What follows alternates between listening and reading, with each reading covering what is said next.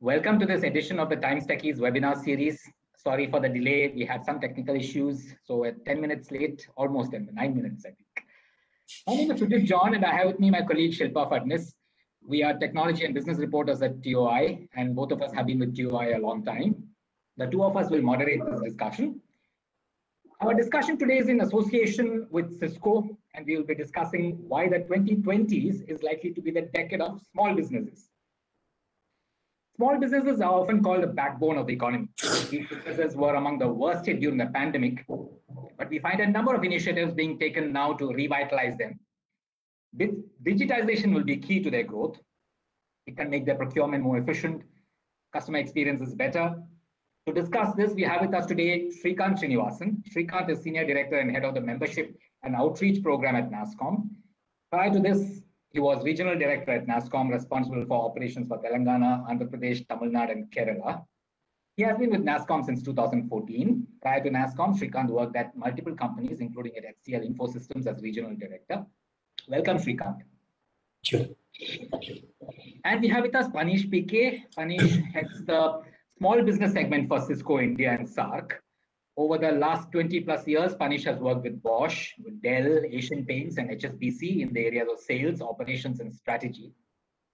In his last assignment at Bosch, he was Regional Business Director in the consumer goods vertical for power tools for India and SAARC. At Dell, Panish held roles in operations and strategy and sales. Welcome, Panish. Thank you, Sujit. Those who are viewing this can send in questions through the Facebook comment box. Shilpa and I will put them to Panish and Srikanth.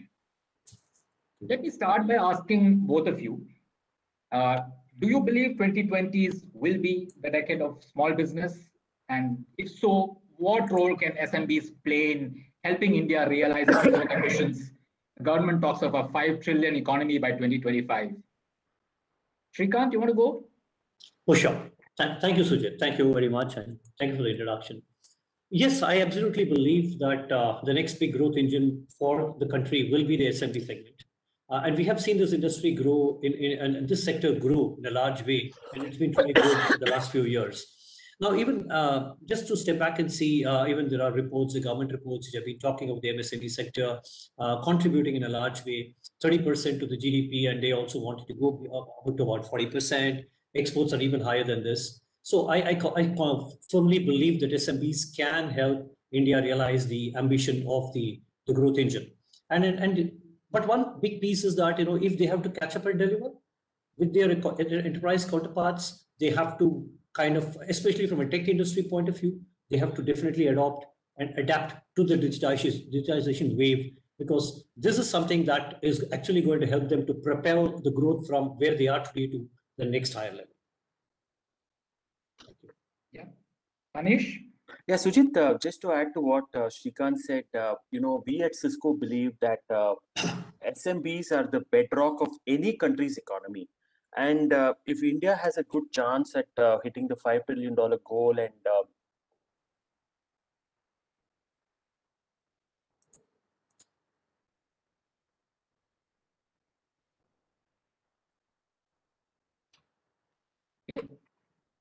we have a problem again. Yeah. Yeah. I couldn't hear Panish.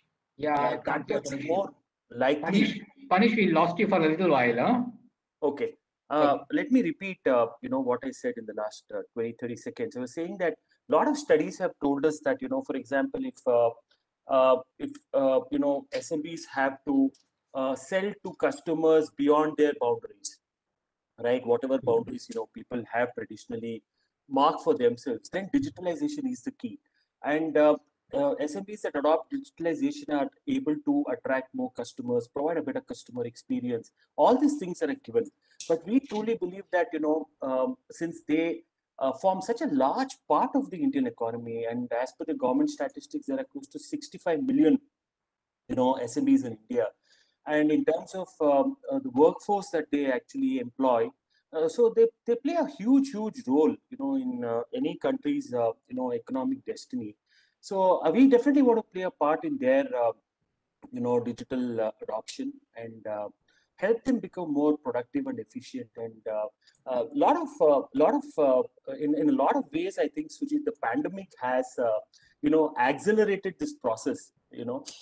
So most of the SMBs today are more open to conversations that revolve around an accelerated digital roadmap, vis-a-vis to the pre-pandemic days, wherein this was looked at as a cost and not as an investment, which could enable them to really scale their revenues and their customer base. Okay. And in India, I mean, SMBs, when we talk about SMBs, which in the sectors are they mostly around? I think there are there are many ways of looking at that huge chunk of 65 million number, but broadly I would like to bucket them into two categories: the services sector and the manufacturing sector, right? And if you look at the services sector, and they're not a monolith, right? And they span across different industry verticals, from retail, wholesale trade, to hospitality, to healthcare, to so many sectors. And in every sector that you can think of possibly, you would definitely find a clutch of SMBs, if not more, who are literally forming the bedrock of that particular sector. And it's a no-brainer, to say that unless they become more efficient, right, and they become more productive, they become more savvy in enhancing their customer experiences, the whole sector is not going to scale, right? And of course, on the manufacturing sector too, they serve a lot of other industrial verticals. Okay. Panish, coming to you, I think it's important to reflect a little on what has happened in the last 1 year, the challenges and your individual experiences in managing a crisis like no other, right? Could both of you share your experience over the past 1 year? How did you navigate this crisis? How was this different from all the previous crises? Any anecdotes you'd like to share with us? In fact, a lot of very great stories, Shilpa, in the last 1 year, which is a tribute to the resilience, of the small and medium businesses. I think by their DNA, they are very resilient and they are very agile, and they have demonstrated both these attributes in ample measure in the last 1 year. For example, when the pandemic hit us, right? And we are very happy that as Cisco we were able to come to the party and help them alleviate some of these challenges that came upon them overnight. For example, the need to keep collaborating and keep in touch with their employees and with their customers, when almost 100% of their workforce had to work from home remotely, yet they could not afford to stop talking to their customers. So great stories, but a couple of things that I would like to share with you and the audience here is that in May, June, and July, right, the real 3 peak months of the pandemic, we saw a huge upsurge in the use of WebEx, our collaboration software, right? And India was only second to USA in terms of usage, and we were also offering it free. So were the others. It was a great gesture on the part of all the OEMs to offer these the software on a free to use basis. And in these 3 months, we saw on an average about 30,000 downloads per day. So that's the extent of usage we saw on the WebEx, and we saw such happy emails coming to us from fathers talking about how their children were using this for online music classes, to learn new languages. Husbands talking about their wives, sharing recipes with their friends online, so on and so forth. But one particular anecdote which has really stayed with me is there's this military school, Sainik School for Girls in Kittur, which is northern Karnataka, a rural town. It's called the Kitturani Chennamma Sainik School for Girls. It's a 60-year-old military school, a residential school for girls. And it's a very traditional school. They don't allow mobile phones or laptops, to the students there, and they still use, they write, letters by hand. They use the, good old way of, communicating with, their parents, who are back at home. And this message we got from one of the mothers, whose daughter was in the 12th standard there. She was a resident student in that Sainik school, and we offered WebEx to that school. And the principal was very wary of trying these things out because of security concerns. He had tried one of our competitors' products and there were some security concerns. But once they took to WebEx like, fish takes to water. And after that, there were so many happy stories coming out of the school. Parents were able to talk to their children. And, teachers for the first time were using an online method of actually conducting classes. The children were all in the boarding school, and the teachers were all at home, and they were able to conduct online classes. So we got a couple of messages from the parents from that Sainik school. So many such stories. Again, I said, it all points to the amazing resilience that we have inherently within us. And it just takes a small or even a big trigger like this pandemic for that to, bloom out in all its facets.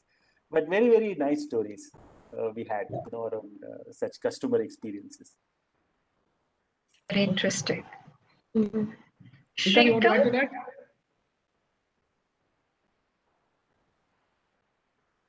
Shrikant, are you? Yeah. No. Okay. So yeah, I think I completely agree with what Panish said. I think resilience and agility has been the twin hallmark of this whole transformation during the last, I would say, 1 year, given that we're already mid-Feb, and which is when I think early Feb is when all this started last year. And not very surprisingly though, because SMBs have always been on this whole transformation journey in some form or the other. It need not be just a digital transformation, but some transformation or the other, given their scale and size. They've always been wanting to kind of look at change, how they can rejig themselves, or in a very typical tech language, keep on doing an alt control del now and then to themselves to see how they can, kind of transform to the next higher level. And rightfully, I think many of them did transform very quickly over the last 1 year. And and there were many cases that I know of who actually called up and said, we've kind of moved practically 100% home. We're able to manage from home. We're actually not really struggling in terms of productivity and so on and so forth. Yes, there have been those minor challenges on a typical operational issues, cash flow, having to invest a little higher on hardware because typically they would have been on a desktop model. They have to provide that, move the hardware, etc., etc. But those are, I think, minor issues in the larger win. So smaller losses for a larger win is what I would call them.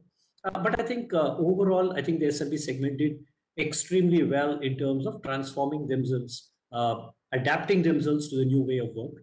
And I think something that's going to stay for a long time to come. And Shilpa, if I were to select two sectors, right, within the SMB, which had to really rise up to the challenge of the pandemic, but still stay connected to their stakeholders, was healthcare and education. Yes. The healthcare frontline warriors could not afford to work from home, and the teachers had to stay connected to their students, right? And there was another fantastic story from Nagpur, the government medical college hospital in Nagpur. It's a 200 300 bed kind of a hospital. They had their trauma center, everything, and very typical traditional government hospital, right? And it was converted to a COVID center overnight. And a lot of the senior doctors there themselves had underlying conditions like diabetes and all. So obviously there were concerns of physical distancing. How do the doctors themselves maintain physical distancing? And the wards were like overflowing with patients in May, June, July timeframe. And I remember the dean of the hospital, Mr. I'm just forgetting the name. I think it was Dr. Mitra. Yeah, Dr. Mitra reached out to us and he took this initiative. And then, we gave them our video and devices. We gave them our. So they devised a very simple, innovative solution. They used to take laptops on trolleys to the OPDs in the wards. And, the senior doctors started consulting the patients remotely using our video endpoints. And using our collaboration software. Again, a very, very powerful example, and the ability of the doctors to stay connected with the patients, was unhindered, even during the peak COVID months. So many such fantastic stories, from across the country, especially in the education and the healthcare space. For example, there were in central and northern Kerala, right? I remember there was this cluster of schools, about 20 plus schools, which went online overnight. Again, they used a complete smart class, bundled solution, and converted the entire 20 schools into a smart class. Right, so many such examples, but very, very, heartening that people can adapt so fast, and that's why I said at the outset that the pandemic, in a way, has triggered or accelerated the whole digital adoption, in a very, very rapid way. Can you kind of quantify that? What can you say about what the new normal that is emerging? I mean, to what extent, and what is your advice to them? See, I think more than an advice, I think what they have understood already, Sujit, is that investing into technology is not an equation of cost alone. Yes. It is a huge enabler. It is a huge enabler to provide an enhanced customer experience, right? It's a huge enabler there. But having said that, there are a lot of challenges around technology adoption, which we should also be cognizant of. For example, whenever one thinks of technology, the word that one immediately thinks of is complexity, right? It is not very easy for somebody to choose one particular technology out of the so many available in the market from so many vendors. How do you buy it? How do you deploy it? How do you use it? How do you manage it? How do you measure it? There are so many, complex things associated with technology adoption. So one thing which all the OEMs should focus on, which Cisco definitely is, on simplifying the whole process of technology adoption, right? It has to be simple across the entire process of not only buying, but deploying, using, managing, and also measuring what is the return you're getting out of that investment, right? That should also be very easy. And when you think of SMBs, they don't have like a large army at the back end, to do all of this, right? They have at best one or two or three or four people to manage all of this at the back end. If I were to give you one or two very good examples, Sujit, there was this health technology company. They are into coming up with innovative dietary supplements, right, to customers all over the world. They also export their health technology products. They just had two people, in their IT team, in their internal IT team. Now, they realize the importance of technology adoption, but they also understand that once they start buying more and more technology, it becomes very complex for them to manage it. So today, a lot of platforms are there, which helps you to bring all the different technologies that you have to one visible dashboard and one single console through which you can manage the diverse technologies that you have. So we offered it to them, and they grabbed it. So we have a platform called SecureX, and they grabbed it. So they could bring all of the different technologies into one central console, and a two-member internal IT team is now today able to manage all the IT assets. So this combines what procurement, exactly, yeah, sales, all customer side, everything, is it? Exactly. So so I think more and more OEMs should focus on giving technology solutions to SMBs, which are more plug and play, which are more modular in nature. So that takes part of the easy procurement or the easy buying part. But at the same time, it should also be very easy to manage and use. So they shouldn't be needing an army of IT people in their office to manage it. So these are some of the things that will accelerate the adoption even further. Okay. With many small businesses and entrepreneurs, do you see some common trends in the changes that they want to make to their businesses? What are some of the 2 or 3 biggest concerns for SMBs as they go digital?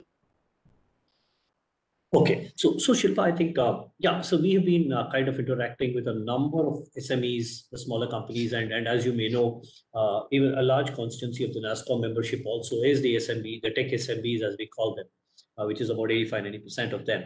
So one, I think we talked about their agility, we talked about their ability to be resilient and so on. But I think some of the common things that we see with some of these people are the whole thing of moving from a legacy model from a traditional model to the new age model. And I talked about the transformation wave, right? I mean, how do they, the digitization wave that they have to get into. So I think this is something, it's not, while everybody wants to do it, of course, it comes its own set of operational challenges and so on and so forth. But the bigger thing is what they're facing today.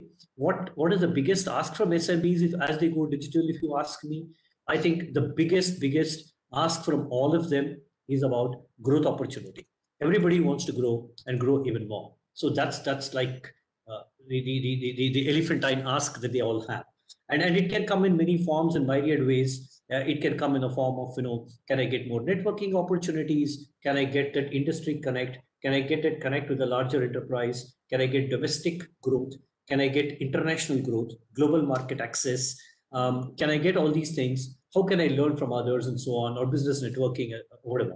The second piece is equally important, and I'm talking this more from a tech industry point of view, which is access to quality and skilled manpower, people. Because the entire foundation of this industry, the tech industry, is all about manpower. It's about skilled people. I mean, if there is a raw material in the manufacturing industry, I think that raw material here is only the brains of the people, right? So how do you get access to the right set of people, the right skilled people? And I'll come to that a little later when I talk on what we are doing as NASSCOM in this space. So these are two big pieces that I see that SMEs are continuously wanting as their key concerns as they want to go digital and look at growth. I think there are smaller things like cash flow, working capital management, etc. Those are, I think, more operational. But the two big things that they're working on is, I think, one, how do I get the right talent? Second, how do I actually grow and scale? Thank you. Since you mentioned NASSCOM, why don't you say what is NASSCOM doing in this space? Oh, sure, Sujit. Thank you. So from a NASSCOM standpoint of view, I think, and we've been kind of working very closely with a number of SMEs. We also do our annual member satisfaction surveys and things like that. See, today SMEs are not wanting to be just followers. They are also aspirational. They want to go to the next higher level. They want to become the leaders of tomorrow, which means today they are not looking at customer satisfaction. People are moving away from customer satisfaction to customer delight. So if I have to delight a customer, what should I do? I mean, what is that delta that I should do over what I normally do to ensure that my customer is happy? So from that standpoint, I think I talked about both growth and the networking, the growth part of it, which I think is a key ask. And the second is, of course, the skill piece. So from an NASSCOM standpoint of view, I think on the growth piece, I think we are doing multiple things here. In terms of working with the SMBs to see how do we increase their market access programs, both on the domestic piece and on the global piece.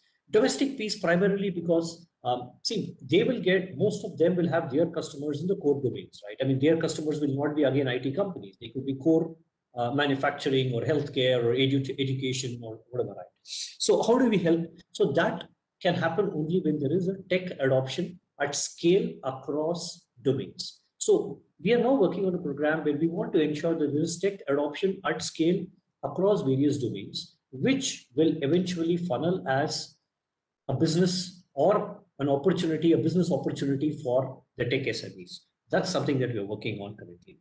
And that could be a cloud adoption, that could be various kinds of technologies, the newer digital technologies that people want to adopt in various domains. And typically the domains like healthcare, the medical devices piece, which is again growing in a very large way, education, the fintech space. So all these spaces, we're kind of talking to a lot of people to see how the tech adoption can improve and thereby funnel it back to the tech industry as an opportunity.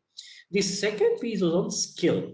And many of you may recall that about 2.5, 3 years ago, we actually launched the whole Future Skills platform, which was about skilling and reskilling people to the next level. Because at that time, you said that more than half the people in the industry will have to be reskilled.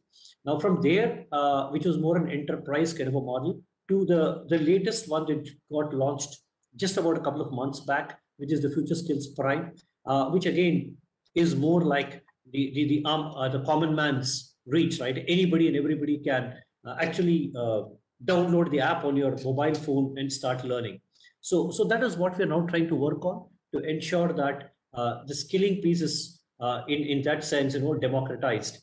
Whoever you are, wherever you are, you can learn the latest technology at your fingertips. So these are two things that we're trying to do to ensure that we help SMBs plug the gap of skilling at the last mile wherever they are, and at probably minimal cost. So these are two large things that we're doing. And of course, there are other things that we're doing on cost optimization. And that's one of the reasons why we're talking to organizations like Cisco, etc., where we're also trying to bring in the whole thing of power of collective buying, trying to help a price discovery program. We built a program called SME Advantage for the SMEs, which is about where we work with large OEMs. Could be insurance, could be hardware, could be software, it doesn't matter. But this could be a key purchase item for that SMB. How do we work with them and help them to discover a good price, given that they don't have the large volumes? So we are doing these 2-3 large things for SMBs, which I'm sure will help them grow or funnel their growth path. What kind of SMBs do you typically find quickly, accepting your ideas and all that? I would say the mid-sized, because the micro ones, the typical micro ones are the ones that are the sub 2-3 crore category are too small because they don't have the volume. But I normally see the so-called small businesses in the say around 5 crore to 50 to 100 crore category are the ones who have the ability to adopt this. They are able to adapt to these changes. And last but not the least is we don't do this on our own. We also, so since we are working for the industry, we are working for the tech industry, what we do is when we kind of do some of these things, we do take inputs from the members before we actually go ahead and sign up on these. So we take inputs from them on what they want to do, whether there is keenness to adapt and adopt, and post that is when we actually go. Right. Panish, as much as, SMBs are becoming very competitive, but if you can talk about how, when they really compete against larger enterprises who've already sort of cornered a significant market share, how do you think they can up the game? And since there's always a cash flow issue, could you highlight 2 or 3 areas where technology can help them gain an edge? And also, can you share some examples on how you've helped companies go virtual overnight?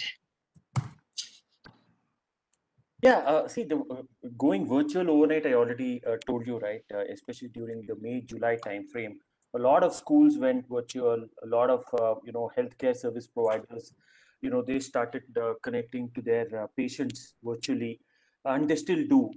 Now, coming back to your the first part of your question, Shilpa, I think one big advantage SMBs have over large enterprises is that they don't have the burden of legacy, right? They don't have so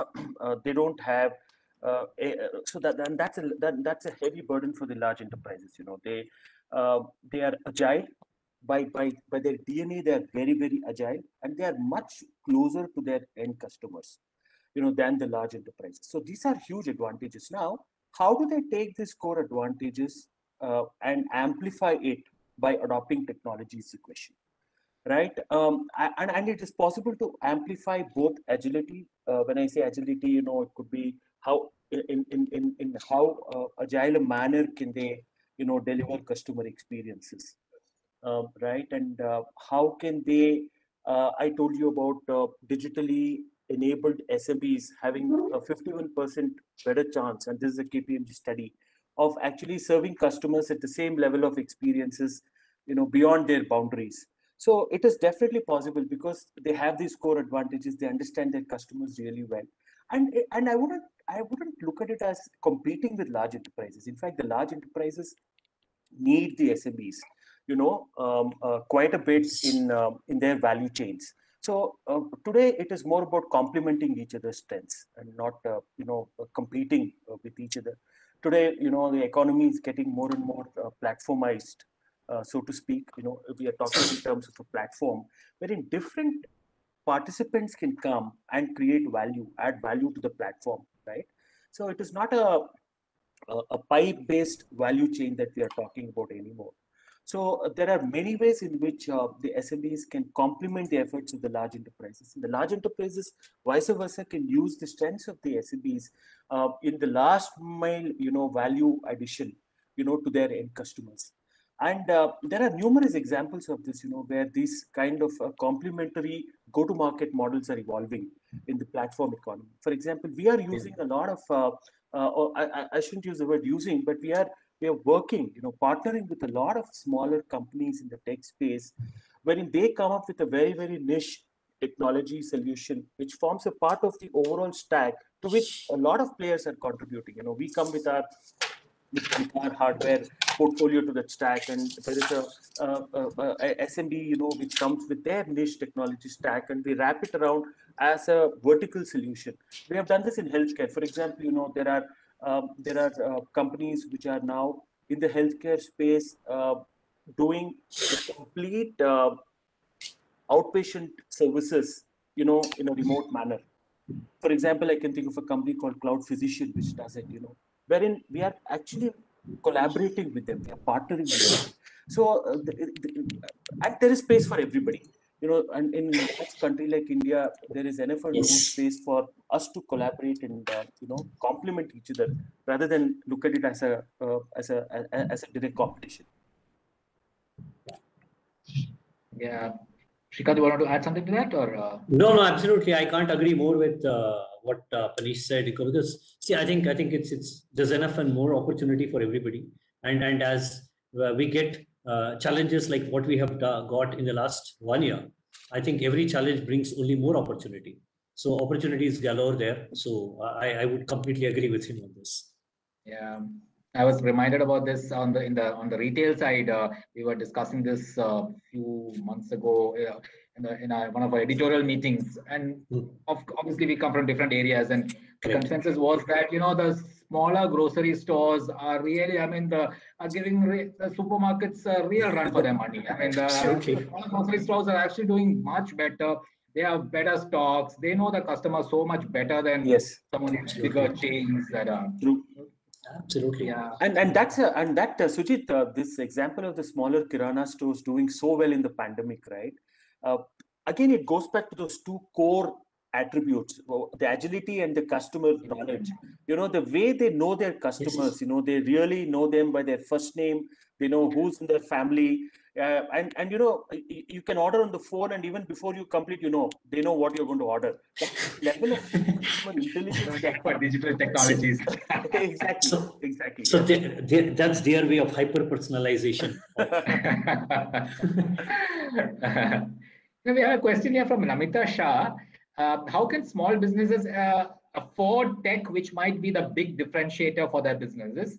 Is there any financial assistance for such businesses to invest and bet big on tech?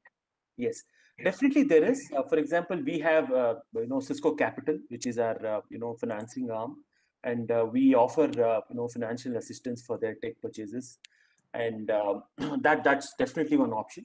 And the second option is also that for example, we now have a new portfolio of products called as Cisco Designed, which is, our ambition is to provide enterprise grade products at affordable rates to small and medium businesses.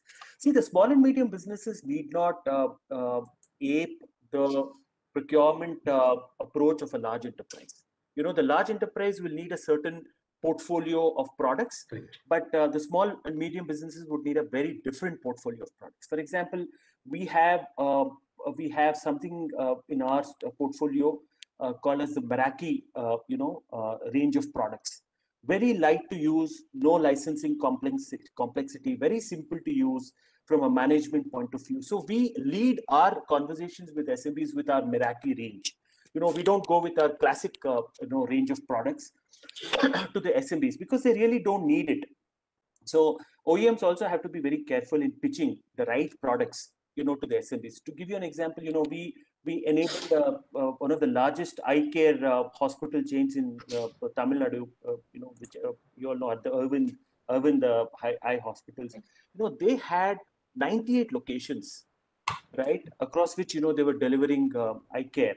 And using the Meraki solution, the SD-WAN solution as we call it, they were able to develop a platform through which it was very simple for them to manage all the 98 locations. So there are new technologies that are emerging, keeping in mind the small and medium business customers. So, and everybody is doing it because that's the need of the day. We can't expect the small and medium businesses to have deep pockets. And I think somebody earlier mentioned about, I think Shrikant mentioned about that, they have very tight working capitals, and they don't operate on very large working capital cycles. So we have to be cognizant of that, and hence more software as a service, more, buy as much as you need. If you need something for 5 people, just buy it for those 5 people, and buy it for the period of time that you need it. Depending on how your demand cycles are going, if it is peaking, then you might have to buy more for that time, and hence adoption of cloud.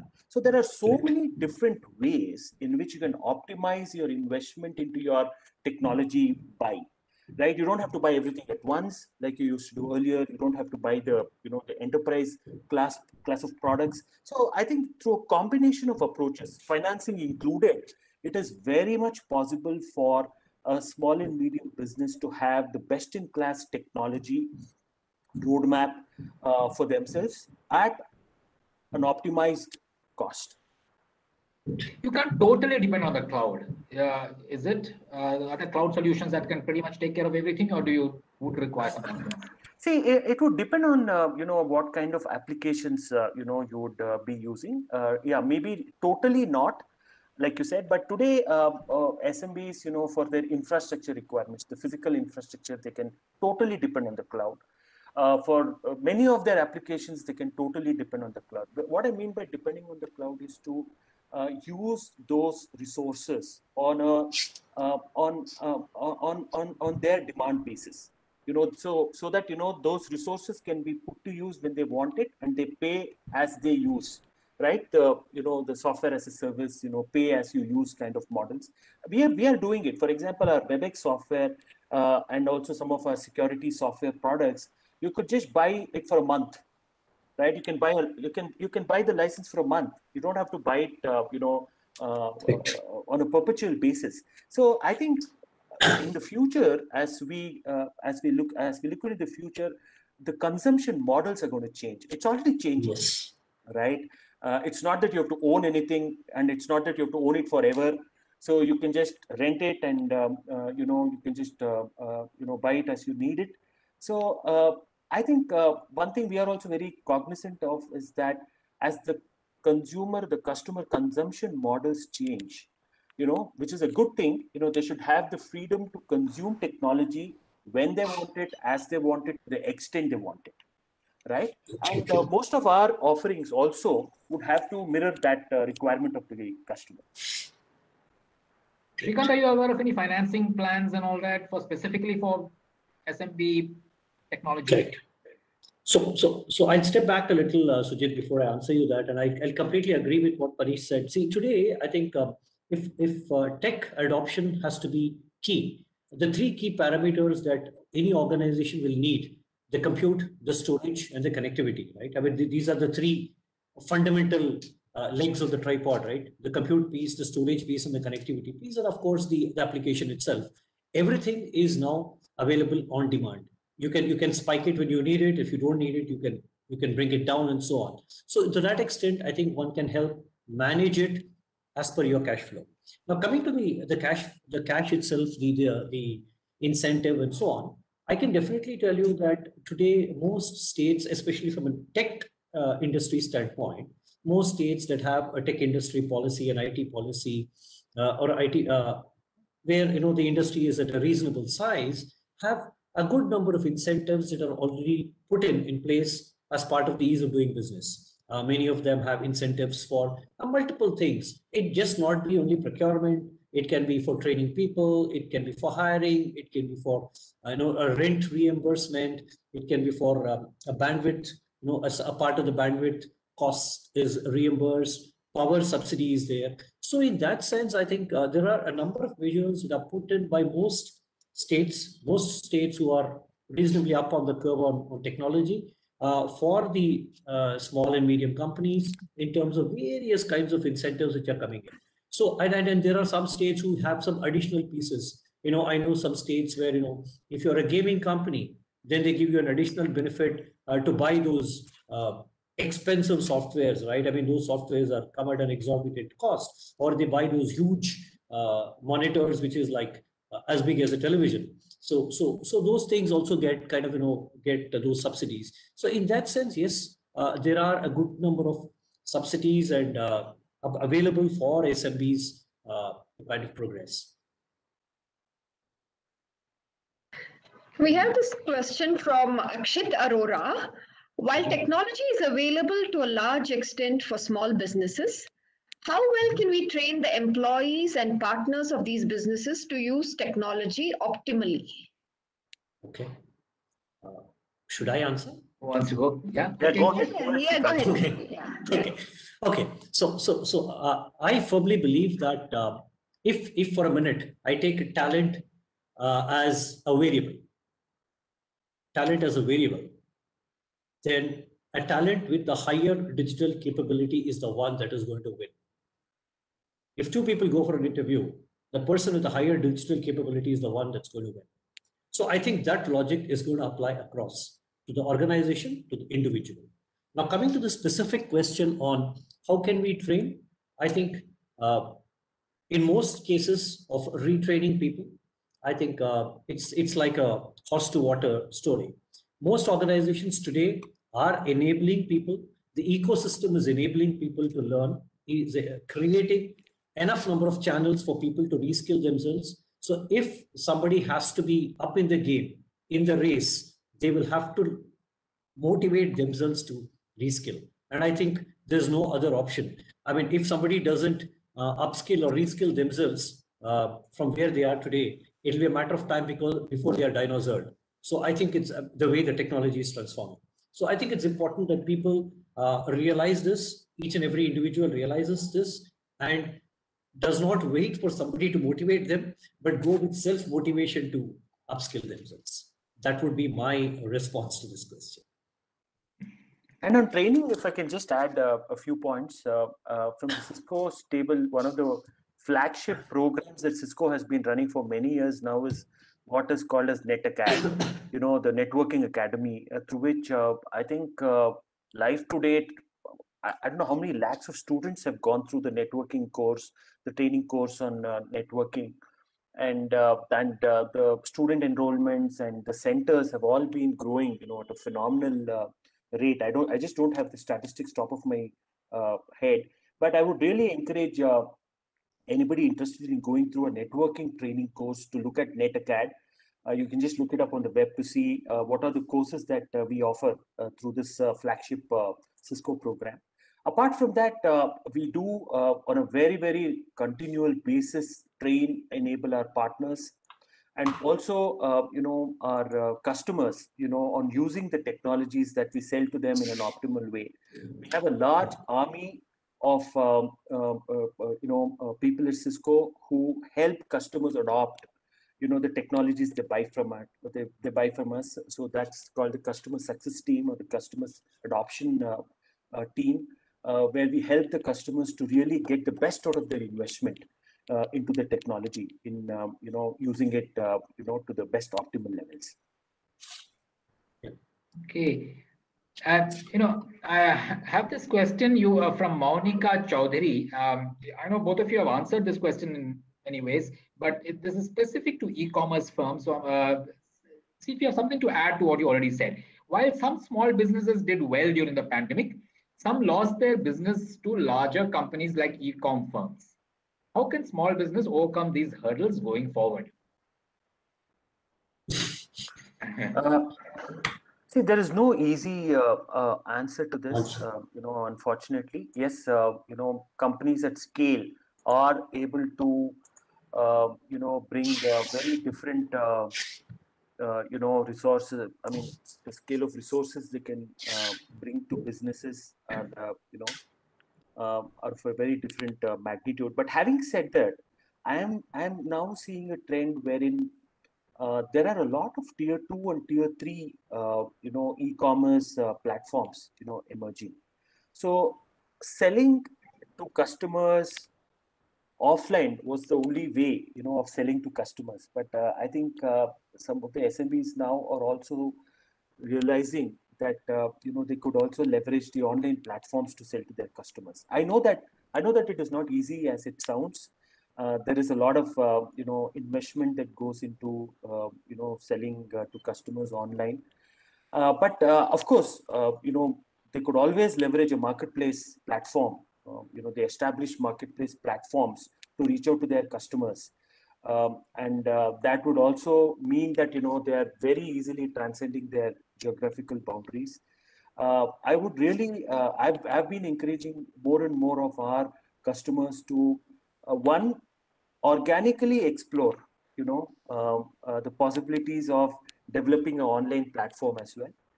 But not everybody can do it, I understand, especially when you have the biggies, with the deep pockets, running the show. But a lot of them are giving it a serious thought. And if not online, there can always be different other approaches that small and medium businesses can take in terms of having a inside sales, desk to reach out to their customers. It does not have to be a pure play e-commerce kind of a platform. There are many other ways of selling remotely to your customers. It could be just on the good old phone, using a very basic CRM software. So there are possibilities. The basic objective being reaching out to customers in the non-traditional way and staying connected to your customers and delivering the agreeable level of experience. I guess the big players are probably good at this broad set of horizontal play, but maybe there are these vertical spaces, niche areas where somebody can actually do a pretty good job, isn't it? Yes, exactly. Yes, definitely. Additionally, I think that is where I think the agility has come into play with some people, right? I mean, the question that somebody asked, I think there are some people who have been more agile, and that's where they have kind of transformed from a completely online or a completely offline model to an omni-channel model, where they've done a hybrid model.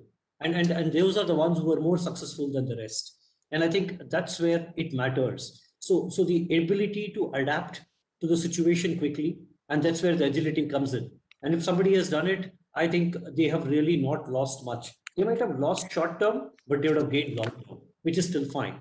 But so I think that's where the whole agility factor plays in. Okay.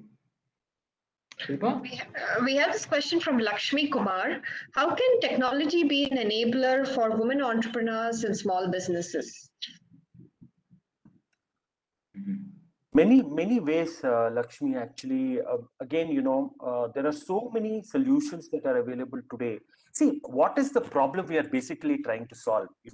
We are trying to solve the problem of reach, right? And in a large country like India, if you want to really reach to more and more customers, you need to, adopt a hybrid model, right?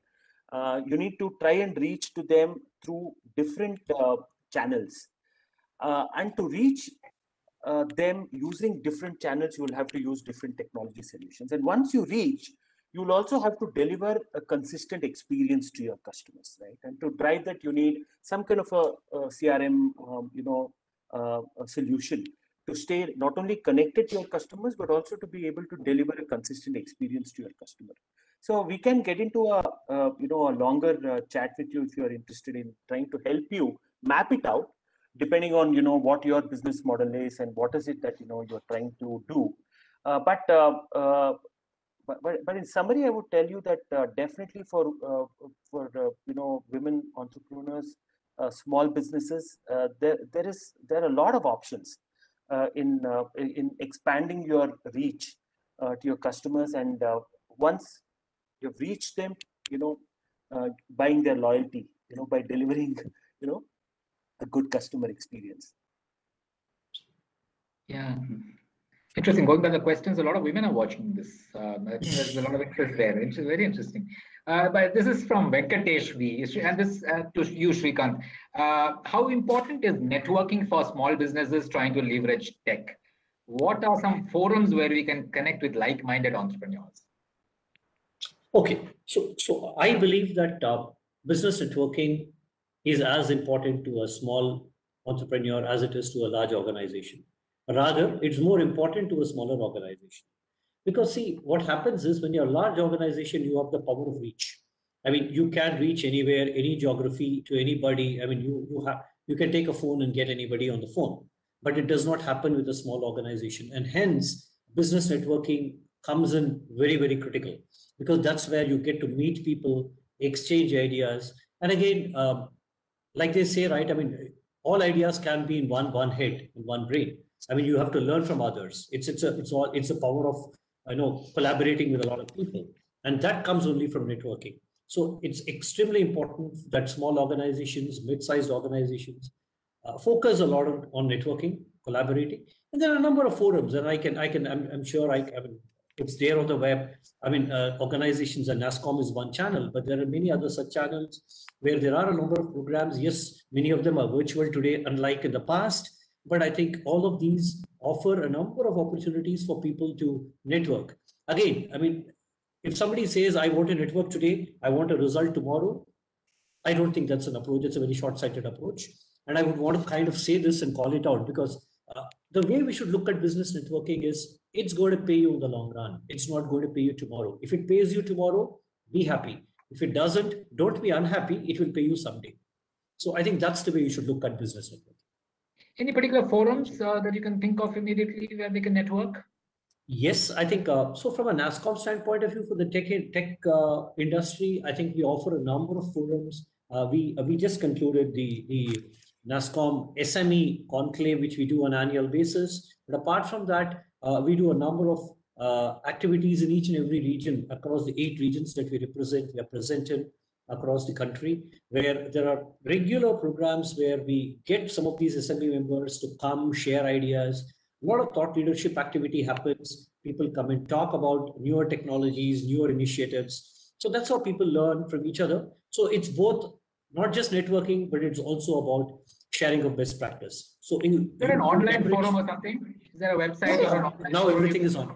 So everything is available on the NASSCOM website. It's available. I mean, people are happy. I mean, perfectly fine to go and check it out. The calendar gets updated on a weekly basis. You're happy to check it out, or just write to your nearest office of NASSCOM. They'll be happy to help you. Thank you. Shilpa? No more questions in the queue yet. Okay, there's this question on cybersecurity. I mean, I know obviously everybody is talking cybersecurity now, especially with people going to the cloud and all that, multi-cloud, and so cybersecurity obviously becomes very important.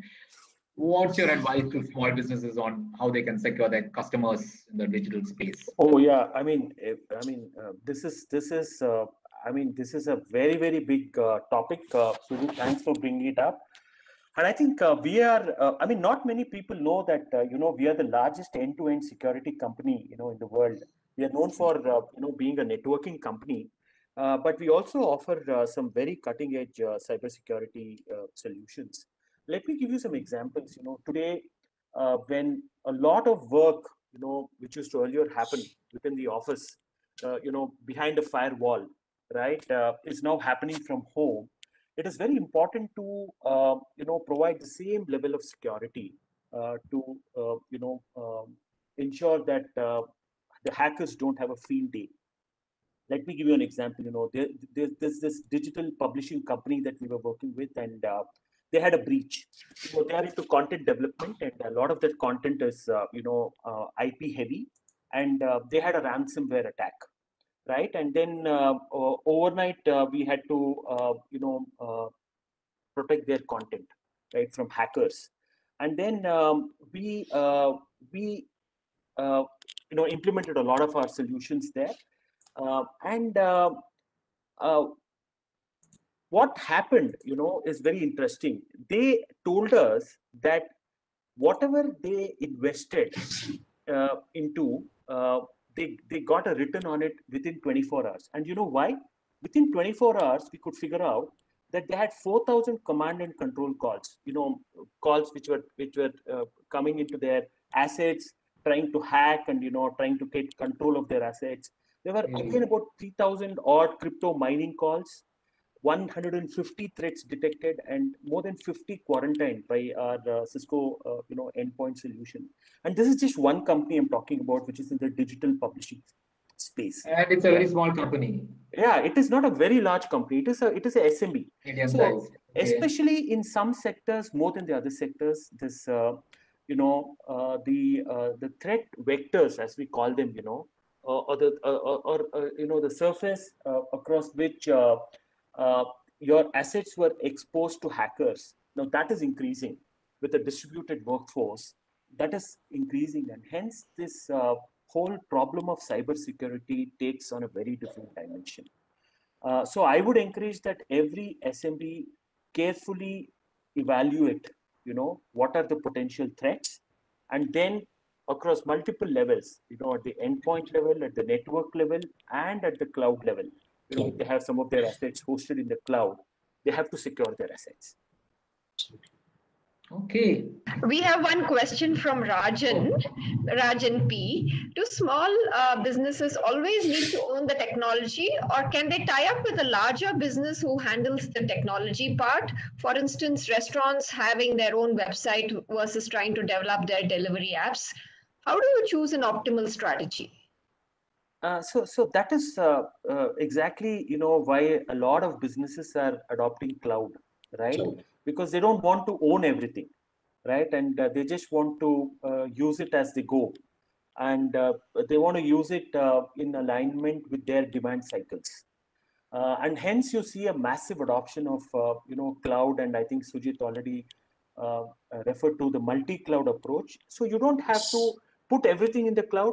At the same time, you don't have to own everything. So you can decide on the whole transition journey, right? You can decide what you want to keep with you and what you want to use from the cloud. But especially for small and medium businesses, I think the adoption of cloud can be at a much more accelerated pace than it can be for large enterprises, especially for this reason I talked about earlier. They don't have any legacy problems. They have not created legacy technology assets which are already with them, what do you do with them, right? You just can't junk them overnight and then move to the cloud. But for small and medium businesses, since they don't have that legacy problem, a lot of them are embracing the cloud in a very, very rapid manner. Absolutely. Okay. We've run out of time actually. Srikanth, last words for you. I mean, how do you visualize the future, the next 10 years for small business? So I would say that I think SMBs are here to stay. SMBs are here to grow. And I think most of them are on the right path of transforming themselves, adopting the digitization wave, embracing the emerging technologies. And I think many of them are already on the path of pulling themselves up the value chain in terms of skilling, etc. So I think they're here to stay. And I think there are multiple examples to say that people who have been quick on the curve are the ones who really grow. And I think there are enough and more evidences of this. And I can quote, not now a new study, but I think a 5-year-old study where Bain & Company once said that if you are the top adopter of data analytics in your organization, it's highly unlikely that you're in the top quintile of your business. And if you aren't, you cannot be there. So if somebody said this 5 years ago, with data being the new oil, as people call it, I think emerging technologies will ensure that SMBs will get propelled to the next orbit. Absolutely. Yeah. I mean, they are like both of you said, I mean, they are agile, they are closer to the customers, and with technology, I'm sure they can do wonders. And we're seeing that in retail and all of that. Yeah. So thanks a lot, Panish. Thanks a lot, Srikanth. Great having you both. And thanks to Cisco for associating with us. Thank you, Sujit. Thank you, Sujit. Thank you, Shilpa. Thank you, Srikanth. Thank you so much to all of you. Thank you, everyone. Thank you, Panish. Thank you, Srikanth. Bye.